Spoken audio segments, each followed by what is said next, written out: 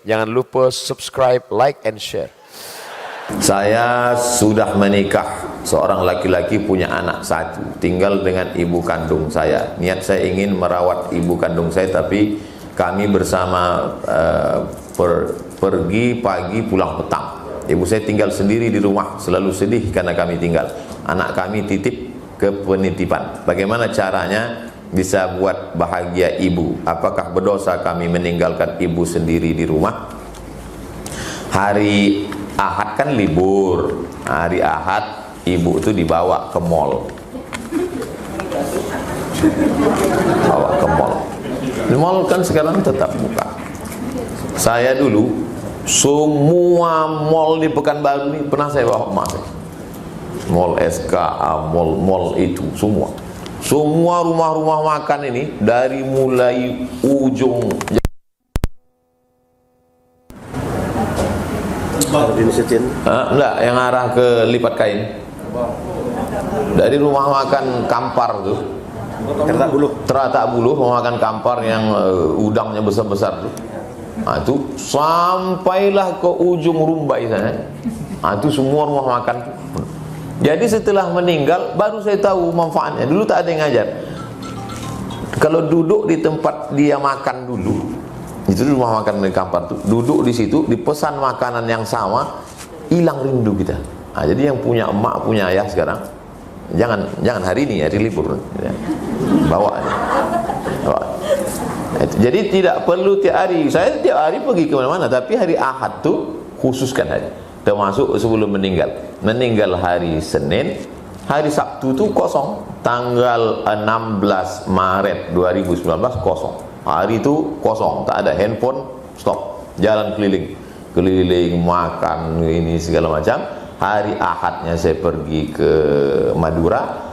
Ahad malam Senin, habis dia makan sahur karena dia puasa Senin, mandi bersih, sakit kepalanya, meninggal. Nah, jadi supaya kita tak menyesal, bawa dia keliling. Jadi saya membawa keliling itu awalnya pergi saya ke Malaysia ceramah, pergi ke mall.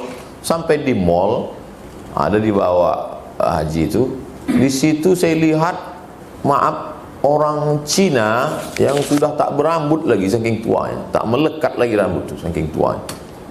Banyak sekali. Saya tanya, loh, ini kenapa banyak orang-orang tua? Rupanya anak-anak orang Cina ini memberi makan orang tuanya di mall ramai-ramai. Karena bagi mereka orang tua ini hoki.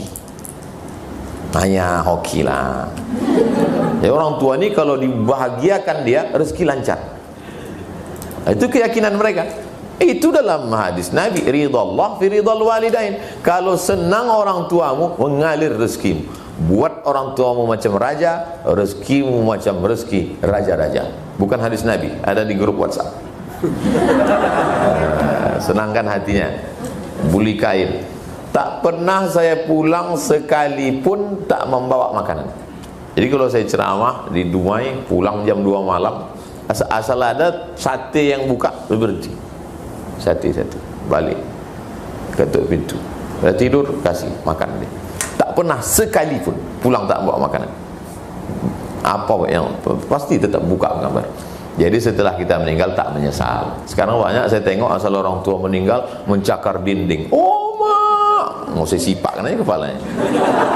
Dulu waktu hidup tak ada kau kasih dia. Udah mati baru kau menangis. Saya kasih semua apa dia mau. Saya kasih rumah, saya kasih kendaraan, saya kasih supir. Kau bawa ini jalan-jalan selama seminggu, pergi keliling. Wah, pergi keliling. Begitupun menyesal juga. Apalagi lah tak sempat berbakti. Orang tua masih ada, senangkan dia. Kalau sudah tak ada, kirim dia doa, kirim dia kurban, daftarkan ke tabung wakaf umat. Saya mau tanya, apakah saya harus sholat istikharah untuk memilih pekerjaan? Kalau pilihannya antara haram dengan halal, tak ada istikharah. Antara makan gulai babi sama ayam goreng, udah istikharah, udah jelas haram. Yang istikharah ini sama-sama halal, tapi kita ragu mana maslahat pentingnya untuk akhirat kita, baru istikharah. Usolli sunnatal istikharah raka'ataini lillahi ta'ala. Barulah setelah itu apa yang condong ke hati itu. Begitu juga dengan masalah jodoh Pak Ustaz. Ya, kau mau nikah? Ya Pak Ustaz. Siapa calonnya? Aisyah sama Fatimah. Istikharah lah. Udah Pak Ustaz. Mana nampak? Dua-duanya nampak. Berarti belum putri istikharah oleh. Istikharah lagi sampai Allah berikan signal. Itu tentang istikharah. Ma khaba man istakhara wa ma nadima man istasyara. Tak akan sia-sia orang yang istikharah, tak akan menyesal orang yang mau mendengar pendapat orang lain.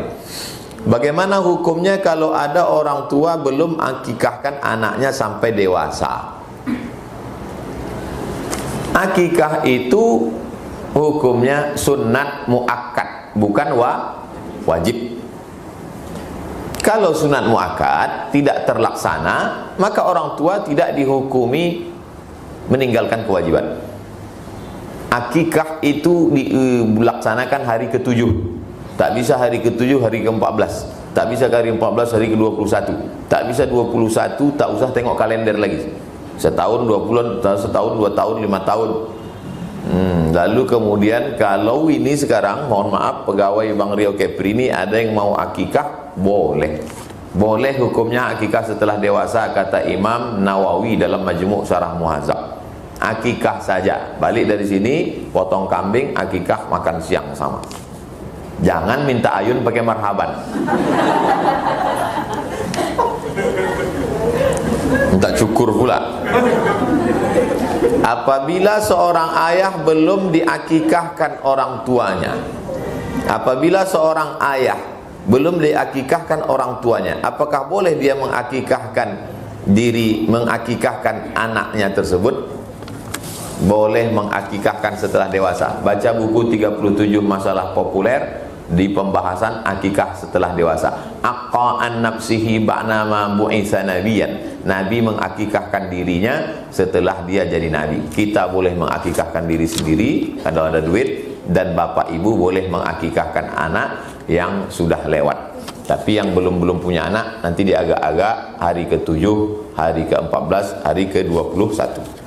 Bagaimana kalau kita ikut kurban tapi tidak di wilayah rumah kita dan bukan pula di kampung kita, tapi mencari masjid lain yang proses kurbannya sesuai sunnah?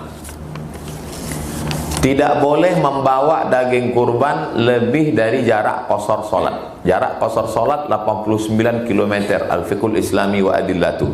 Jadi membawa daging kurban dari sini ke Tugu Talang, berarti udah lewat qasar salat. Kenapa dibolehkan kurban ini? Karena menurut prediksi kita Pekanbaru ini rata-rata radius ini sudah.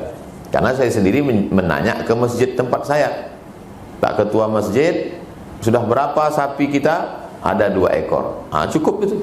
Karena udah bagi setengah kilo, 1 kilo cukup. Ketua masjidnya saya sendiri.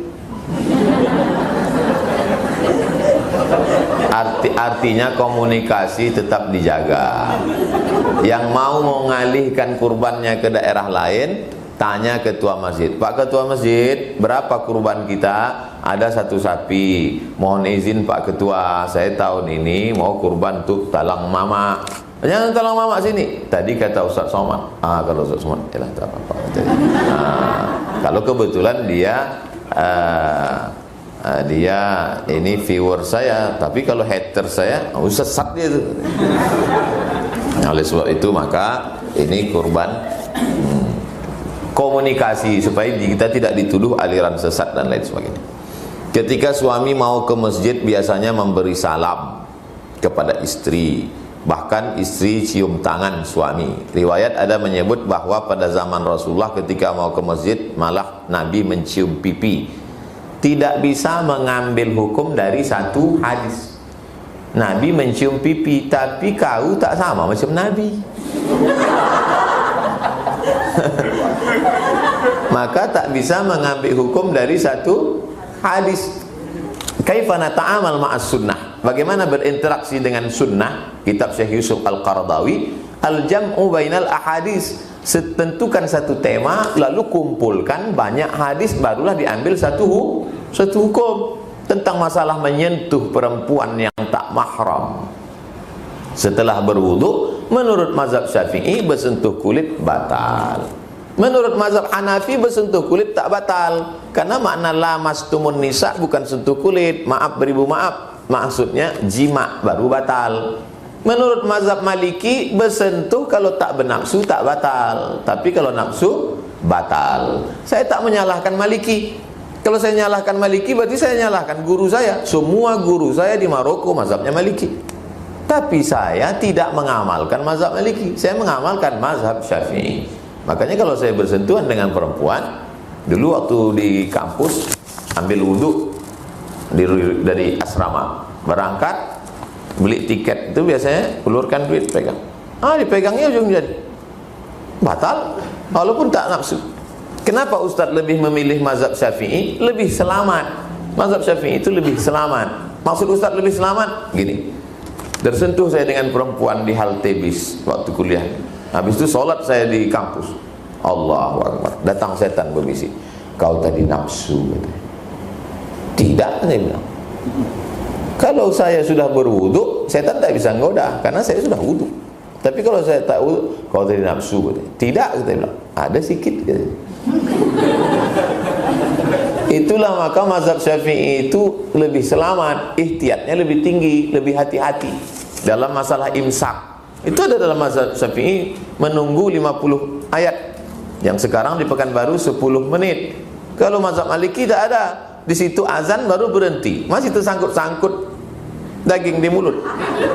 Kalau mazhab Syafi'i bersih.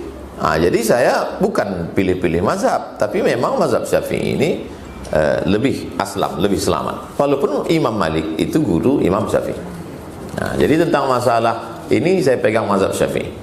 Apalagi tempat kita ada air sungai Siak, apa saya salah payah. Wudu, sentuh sikit wudu. Ustadz dulu pernah belajar nyantri di pesantren mana? Saya mau masuk SD tak diterima karena tangan kanan tak bisa memegang telinga kiri. Akhirnya masuk ke madrasah. Masuk madrasah sampai kelas 3. Habis itu pindah ke pesantren Darul Ulum namanya, dibangun oleh Bupati Abdul Manan Simatupang. Setelah itu masuk SD Al-Wasliyah. Jadi SD saya 3, An-Najah, Darul Ulum, Al-Wasliyah. Habis itu masuk madrasah Sanawiyah Al-Wasliyah Muallimin. Habis itu masuk pondok pesantren Darul Arafah. Waktu itu santrinya 1800. Sholatnya macam sholat Jumat, makannya ngantri panjang. Habis itu masuk ke madrasah Muallimin Al-Wasliyah lagi. Habis itu saya tak sekolah 5 bulan. Menurut saya tak ada gunanya sekolah, buang-buang waktu, buang-buang duit. Saya mau minta belikan mobil kol diesel, beli ikan asin, jual ikan asin. Kata orang tua saya tetap sekolah. Akhirnya saya tamat madrasah Aliyah Nurul Falah Air Molek Indragiri Hulu tahun 96. Masuk ke UIN Suska YIN waktu itu 96, 98 ke Mesir, tamat 2002, 2003 Universiti Kebangsaan Malaysia, 2004 Darul Hadis Maroko, tamat 2006, 2007, 2008 pulang Pekanbaru. Habis itu ke Sudan ikut Ustadz Zulhendri Rais Dewan Syariah. Lalu kemudian munaqasah sidang S3 2019 Desember. Setelah itu Februari 2020 visiting profesor tamu Universiti Islam Brunei Darussalam, kontrak 2 tahun sampai 2000. Sekarang tak bisa masuk karena corona. Dah lengkap. Mohon maaf jika pertanyaan di luar tema. Apa harus kita lakukan jika ada makam keluarga kita yang posisinya jauh terperosok dalam semak, ada binatang yang dapat membahayakan bagi peziarahnya seperti ular? Apakah makam tersebut boleh dipindahkan? Tak cukup syarat untuk pindah. Yang boleh dipindahkan itu darurat tingkat tinggi. Misalnya perluasan kota, makam pahlawan mau dibangun mall, maka dipindahkanlah makam ke pinggir kota. Beberapa makam terjadi perpindahan dari pusat kota di pinggir kota. Makam pahlawan biasanya karena perluasan kota. Adapun karena begini tak bisa, karena jenazah itu mulia, tak boleh dimain-mainkan. Oleh sebab itu kalau begini kasusnya, izinlah kepada warga masyarakat supaya dibuatkan jalan setapak gang, dibersihkan, kemudian keliling tanah wakaf itu dibuat bersih supaya orang bisa ziarah. kuntu nahaitukum an ziyaratil kubur, dulu kularang kamu ziarah kubur, ala fazuruha, sekarang ziarahlah kamu. Guna ziarah itu 3. Pertama, tudmi'ul ain, meneteskan air mata. Kenapa air mata menetes? Turiqul qulub, karena hati lembut. Kenapa hati lembut? Tazkiratan lil maut, ingat mati. Ingat mati. Nah, jadi sering-sering ziarah. Kalau bisa sebulan sekali ziarah. Kalau perlu cari rumah yang dekat kuburan.